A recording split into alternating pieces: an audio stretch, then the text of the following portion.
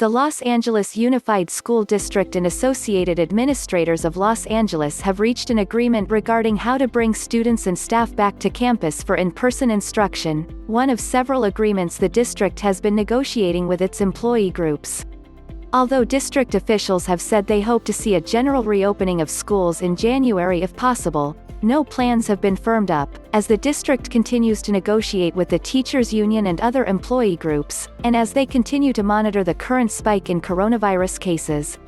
The hybrid model the district plans to adopt would combine online and in-person instruction and calls for students to remain in small, consistent cohorts when on campus to keep the coronavirus from spreading. We are preparing to serve students at schools as soon as it's possible, in the safest way possible, Superintendent Austin Beutner and AALA President Juan Flecha said in a joint statement Friday, November 13. Our plans include the highest standards for health, education and employee practices at schools. We are grateful for the tireless efforts of administrators who are leading the charge to ensure our schools are ready for students to return in a hybrid learning model. As part of the agreement, which the school board still needs to sign off on, administrators would receive a $1,000 stipend for the work involved in planning the reopenings.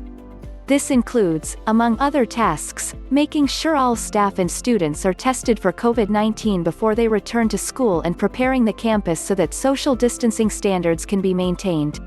Cecily Myart-Cruz, president of United Teachers Los Angeles, said during her weekly message to union members on Friday that UTLA continues to meet with district representatives to discuss the return to schools.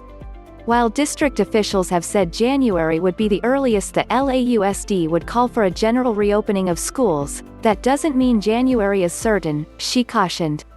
Her remarks came one day after California became the second state to report more than 1 million coronavirus cases since the pandemic hit.